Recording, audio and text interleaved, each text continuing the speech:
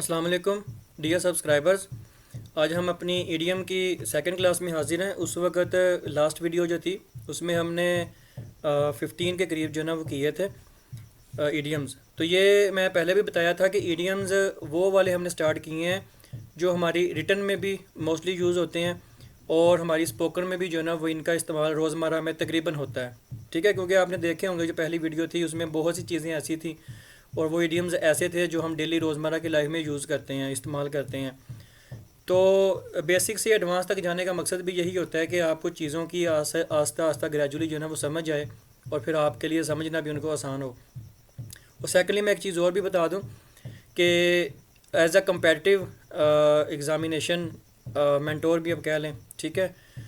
मैं इसमें जो भी चीज़ें ऐड कर रहा हूँ वो competitive examination point of view के मुताबिक भी कर रहा हूँ। यानी आप CSS, PMS, PCS वगैरह, PPSC, FPSC इस तरह के एग्ज़ाम्स भी अगर दे रहे हैं या देने हैं, या इंडिया में जो होते हैं SSC के, बैंक के और NDA के और कुछ दूसरे भी हैं, तो तकरीबन सभी में जो है ना वो चीज़ें कॉमन होती हैं। कंपेटिटिव एग्ज़ामिनेशन जहाँ भी होते हैं ना वो कॉमन होते हैं मोस्टली। तो सभी में ये चीज़ें जो है ना वो बहुत ज़रूरी और इसेंशियल हैं जो मैं सिखा रहा होता हूँ। ख़ास तौर से ये जो इडियोमेटिक्स हैं, प्रोवर्ब्स हैं और आपका जो ग्रामर पोर्शन है, ठीक है, जिसमें हम पार्ट्स ऑफ स्पीच अभी कर रहे हैं, उसके 2 पोर्शन रह गए हैं। तो उम्मीद करता हूँ जैसे आपने अच्छा रिस्पांस पहली वीडियो में दिया है आप इस दूसरी वीडियो में भी देंगे। तो हमने ब्रेक का लेग तक जो है ना वो किया था।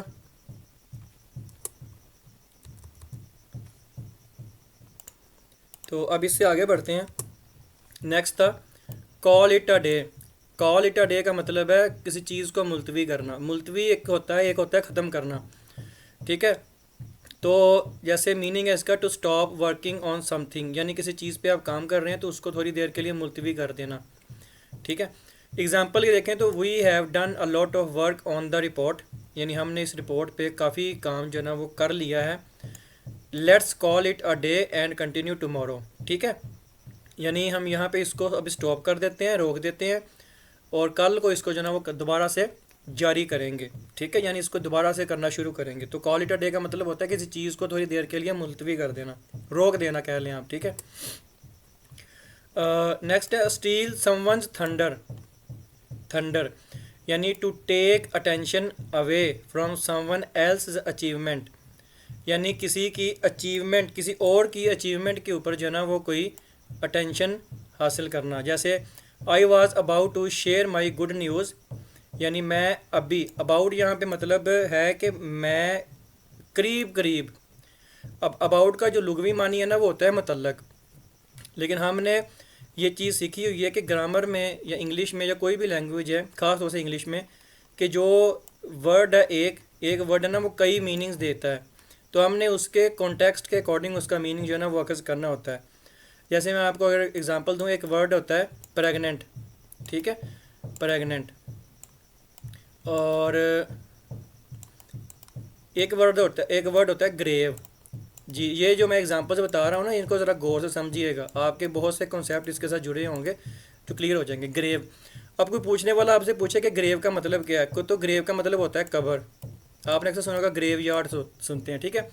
तो यार्ड ज़मीन को कहते हैं और यानी ज़मीन का वो होता है जो कबर के लिए, कब्रों के लिए जो है ना वो बरीड के लिए मतलब सॉरी वो मुर्दों को दफनाने के लिए जो है ना वो अक्स की होती है, तो उसको हम ग्रेव यार्ड कहते हैं। तो इसी तरह ही ग्रेव का मतलब होता है कवर, लेकिन हम मोस्टली जगहों पे ग्रेव जो है ना वो ऐसी जगह पे भी देखेंगे जिसका मतलब संजीदगी भी होगा, ठीक है। ग्रेव का मतलब संजीदगी भी होगा। तो इसी तरह प्रेग्नेंट जो है ना वो अगर आपने किसी के सामने मतलब ले लिया तो प्रेग्नेंट आप कहते हो, तो मतलब किसी औरत के लिए इसको महसूस किया जाता है, लेकिन इसका और भी मतलब होता है, ठीक है। तो इस तरह से हमने अपने कॉन्टेक्स्ट के अकॉर्डिंग वर्ड का मीनिंग लेना होता है। तो आई वॉज अबाउट, अबाउट का मतलब है करीब करीब या तकरीबन, या मैं तकरीबन अपनी अच्छी न्यूज़, जो गुड न्यूज़ थी मेरे पास, वो शेयर करने ही वाला था। बट लेकिन my sister stole my thunder by announcing her engagement, यानी जो एक मेरी गुड न्यूज़ के ऊपर एक माहौल बनना था ना, यानी मेरी गुड न्यूज़ के ऊपर, या मैंने जो गुड न्यूज़ बतानी थी फैमिली में, मिसाल के तौर पे बैठे हो तो किसी को आपने बताना है, तो आप अभी गुड न्यूज़ शेयर करने लगे हो तो ऊपर से आपकी बहन ने या भाई ने कोई अपनी शेयर कर दी न्यूज़, तो वो जो एक जोश और एक जो इंथुजियाज्म आपकी न्यूज़ पे उन्होंने उनको मिलना था ना, वो किसी और ने चुरा लिया। ठीक है, तो इस सेंस में इसका मीनिंग जो है ना वो आएगा। नेक्स्ट है the ball is in your court. बहुत ईजी है और बहुत फेमस भी है। The ball is in your court, इसका मतलब होता है it's your turn to take action और मेक अ डिसीजन। मिसाल के तौर पे आपने कोई काम लिया है, सॉरी काम किया है या काम करना है, तो आपने किसी से कोई मशवरा लिया है। ये मैं अपनी एग्जांपल दे रहा हूँ, आप इसको सुन सुन के और भी अपनी तौर पे ले सकते हैं। तो उसने कहा कि भाई मैंने तो ना मतलब जो भी तुमने काम करा था ना वो कर दिया, अब बॉल तुम्हारी कोर्ट में है। ठीक है, the ball is in your court, यानी I have made my offer, मैंने अपनी ऑफ़र जो है ना वो अपनी पेशकश कर दी है। अब मैंने अपनी पेशकश जो तुम्हारे सामने रख दी है। Now the ball is in your court to decide, अब फैसला तुम्हारा है जो भी तुमने डिसाइड करना है।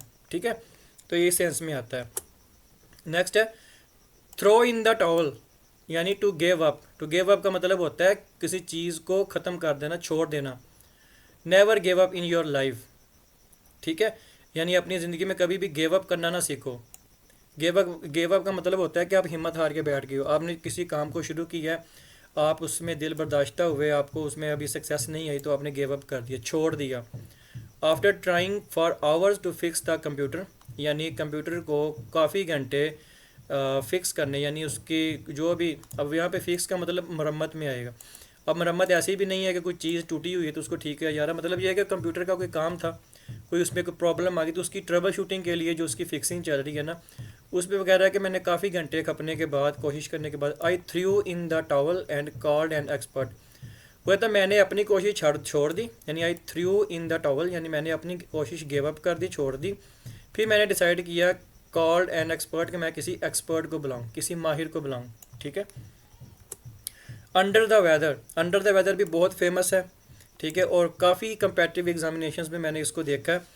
मैं कंपेटिटिव एग्जामिनेशंस के हवाले से आपको इसलिए बता रहा हूँ क्योंकि मैं खुद भी एक कंपेटिटिव एग्जामिनेशन का जो है ना वो स्टूडेंट हूँ, और अल्हम्दुलिल्लाह मेरे काफ़ी एनटीएस और पीपीएससी वगैरह जो है ना वो पास भी हैं और एलोकेशंस भी हैं, वो मैं किसी वीडियो में फिर बताऊँगा आपको।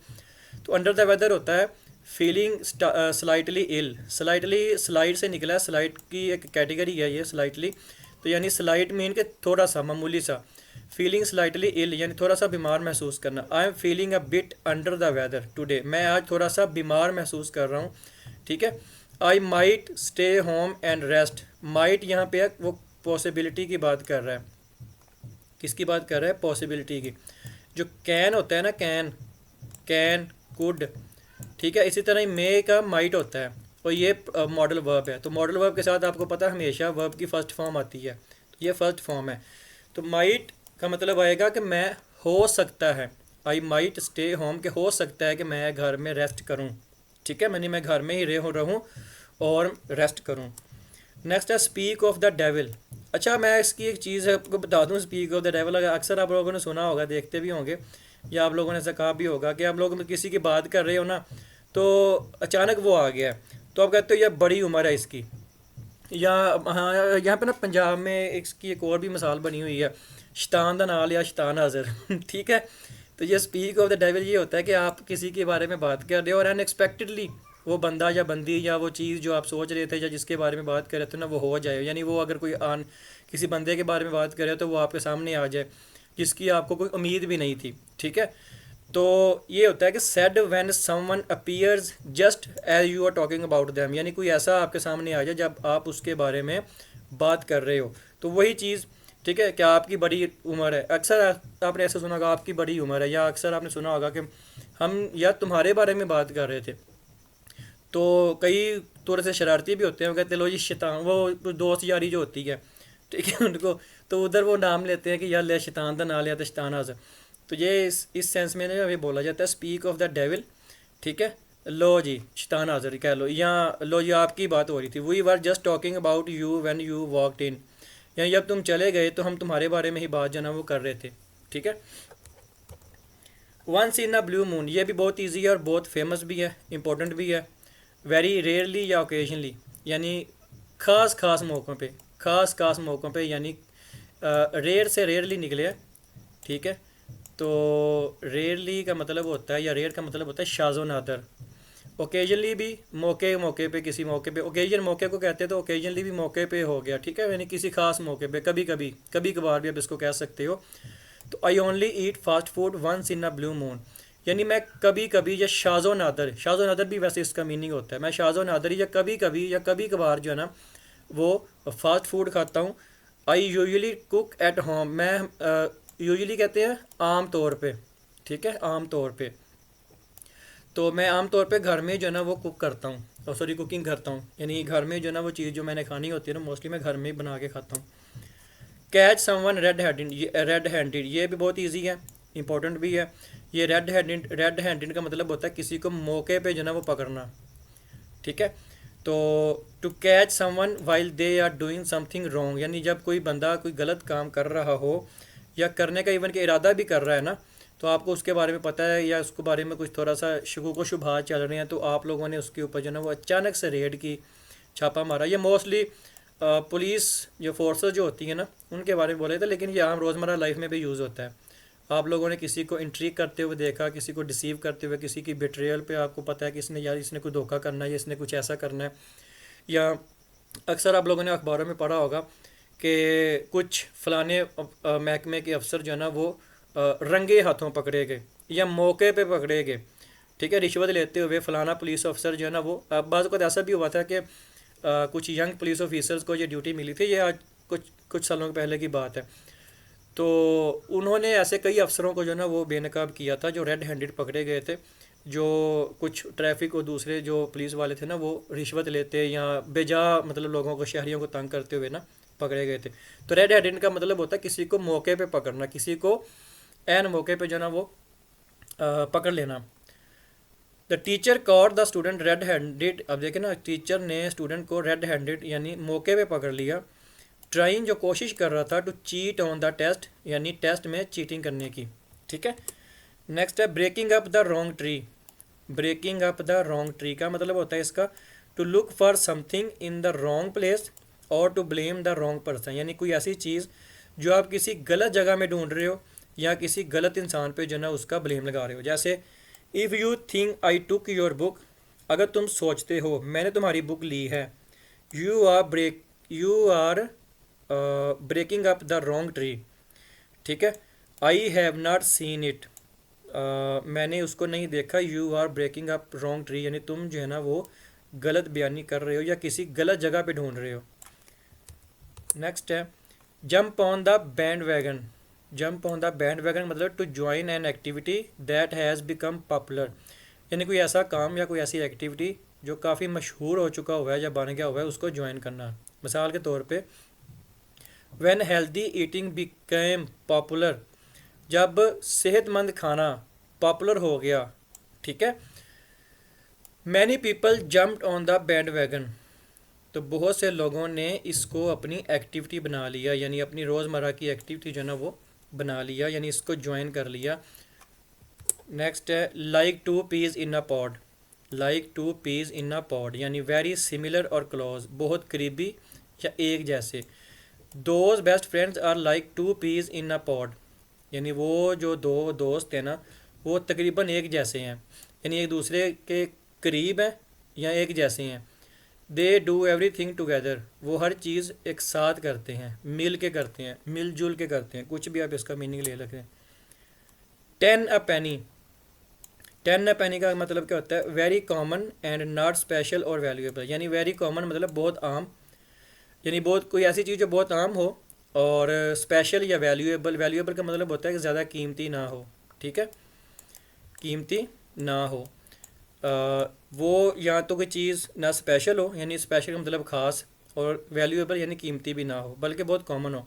यानी एम्प्टी प्रॉमिसेस आर 10 अ पेनी, यानी खाली या खोखले वादे जो है ना वो कीमती नहीं होते।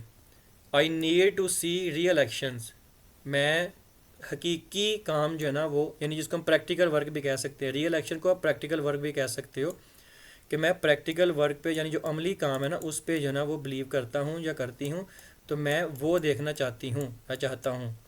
यानी वो उसने कहा कि मुझे खाली वादे वो देने चाहिए, खोखले आपके बयानात नहीं चाहिए, बल्कि मुझे रियल काम चाहिए, प्रैक्टिकल वर्क चाहिए, ठीक है। नेक्स्ट है जी go to extra mile. Go to extra mile तो इसका मतलब है to make an extra effort, यानी थोड़ी सी ज़्यादा एफर्ट करना, एफर्ट कोशिश को कहते हैं। और टीचर्स, और टीचर्स, आवर टीचर्स नहीं, मोस्टली लोग इसको आवर भी बोलते हैं, लेकिन वो कुछ डिफरेंट एक्सेंट के हिसाब से बोलते हैं, लेकिन आप लोग इसको मोस्टली आवर बोल सकते हैं, आवर, आर भी बोल सकते हैं, ठीक है। और teachers always go to the extra mile to help students, यानी हमारे जो टीचर हैं, हमारे जो असातिज़ा हैं, वो कुछ ज़्यादा एफर्ट करते हैं, किस लिए, टू हेल्प स्टूडेंट्स, तलबा की मदद करने के लिए। आप यहाँ पे हेल्प की जगह पे सपोर्ट भी लिख सकते हैं, ठीक है। अंडरस्टैंड डिफ़िकल्ट टॉपिक्स, यानी जब स्टूडेंट्स को कोई डिफ़िकल्ट टॉपिक्स आ रहे होते हैं उनके किसी चैप्टर में, तो हमारे जो टीचर्स हैं वो कुछ ज़्यादा एफर्ट करते हैं to make the things understandable for students, यानी जो स्टूडेंट्स हैं उनके लिए चीज़ों को ज़्यादा आसान और अंडरस्टैंडेबल बनाने के लिए कि वो जल्दी से उसको समझें। Straight from the horse mouth, horse mouth, ठीक है। Information from the person who nose best, यानी अक्सर आप लोगों ने सुना होगा कि एक बंदा कहता है या मैंने ना ये बात सुनी, तो उसने कहा कि ये किससे सुनी, तो उसने कहा कि यार जिससे सुनी है ना उसकी कभी बात गलत नहीं होती, ठीक है। तो ये वो वाली बात है कि हु नोज़ बेस्ट, यानी जिससे आपने बहुत अच्छे से आप जानते हो कि इसकी कभी बात जनाब गलत नहीं होती। आई हर्ड, आई हियर नहीं इसको बोलेंगे आप, आई हियर्ड नहीं बोलेंगे, इसको हम हर्ड बोलेंगे, HEARD को हर्ड बोलेंगे। मैं एक चीज़ और भी बता दूं, एक वर्ड होता है READ, रीड, इसकी सेकंड फॉर्म भी रीड है, थर्ड फॉर्म भी रीड है, ठीक है। तो अगर आपने प्रेजेंट इंडेफिनेट में बात करनी है ना, तो सिंपल प्रेजेंट में जब आप बात करो फिर आप उसको रीड करोगे तो चौथी फॉर्म आपको पता है ING वाली होती है, समझ गए। अच्छा, अब यहाँ पे आप बात करोगे ना प्रेजेंट परफेक्ट में या पास्ट परफेक्ट में या किसी फ्यूचर परफेक्ट में, और वहाँ पे रीड आ गया ये वाला, तो वहाँ पे आप इसको रीड नहीं पढ़ोगे, आप इसको रेड पढ़ोगे, रेड। लिखने में आप ऐसे ही लिखोगे READ, लेकिन पढ़ने में आप इसको रेड पढ़ोगे। तो इसी तरह ही ये हर्ड पढ़ेंगे हम, इसको हियर नहीं पढ़ेंगे। About the universities new policy, वो कहता है मैंने यूनिवर्सिटी की जो न्यू पॉलिसी है उसके बारे में सुना है। स्ट्रेट, स्ट्रेट कहते हैं सीधा, बराह रास्त भी कहते हैं, ठीक है। फ्रॉम द हॉर्स माउथ, यानी the vice chancellor told us her self, अब वाइस चांसलर में भी वो फीमेल होगी कोई, ठीक है। तो अगर मेल की बात होगी किसी वाइस चांसलर की या किसी डीन की या जिसकी भी, तो उसके अकॉर्डिंग फिर हम यहाँ पे हिम सेल्फ लगा देंगे, ठीक है। तो अब जो वाइस चांसलर बात करेगा डेफिनेटली वो पक्की बात होगी, ठीक है। वाइस चांसलर ने किसी बंदे को मिला, उसने कहा कि नहीं यार नेक्स्ट मंथ जो है ना वो कोई जॉब्स आ रही हैं, या नेक्स्ट मंथ जो है ना वो कोई हम कोई एडमिशन इस तरह का कुछ कर रहे हैं, या ठीक है। तो उसने आके कोई क्लास में या कैंपस में उसने बताया, तो वो कहते हैं या तुझे तुझे किसने बताया, तो वो कहता है कि यार जिसने बताया है ना वो बहुत अच्छे तरीके से जानता है, या उसका कभी कहना गलत नहीं होता, ये उस सेंस में होता है। Take with a pinch of salt, pinch कहते हैं चुटकी को, अब चुटकी वो वाली नहीं है जो काटने वाली होती है। अक्सर आप लोग कहते हैं ना कि यार खाने में नमक कम है, तो एक वो जिसको हम पंजाबी में चूंडी कहते हैं कि चूंडी नमक दी पा दे, तो ये वो वाली चुटकी होती है, पिंच जो होती है, ठीक है। तो यानी to not completely believe something, यानी किसी चीज़ पे कम्प्लीटली तौर पे बिलीव ना करना, यानी you should take his stories with the pinch of salt. वो कहता है कि तुम्हें इसकी स्टोरीज को जो है ना इतना ज़्यादा सीरियस नहीं लेना चाहिए, इतनी ज़्यादा इसको अहमियत नहीं देनी चाहिए, यानी इतना इस हद तक नहीं इसकी स्टोरीज पे तुम्हें बिलीव करना चाहिए। ही ऑफन एक्सेगरेट्स, एक्सेगरेट्स कहते हैं मुबालगा आराई करना, यानी कुछ बढ़ा चढ़ा के बात करना, यानी एक चीज़ जिसकी कुछ सेंस आने लगे या जिस चीज़ की कुछ आसानी से सेंस आ सकती है उसको थोड़ा सा बढ़ा चढ़ा के, यानी जिसको हम कहते हैं थोड़ा सा मक्खन शक्खन लगा के, ठीक है। तो मिर्च मसाला लगा के जिसको हम कहते हैं, तो वो इस तरह से ना वो बात करते। तो मैंने ये वाला भी आपको बताया हुआ है, इसको भी ऑफन भी बोलते हैं, ठीक है। और एक एक्शन में इसको लिखने में ऐसे ही होते हैं, एक एक्शन में इसको हम ऑफन बोलते हैं, एक एक्शन में इसको हम ऑफ्टन भी बोलते हैं, टी की भी साउंड देते हैं उसमें। तो लें जी, ये आपकी सेकंड क्लास भी कंप्लीट हुई। तो उम्मीद करता हूँ आपको आज की क्लास भी अच्छी लगी होगी।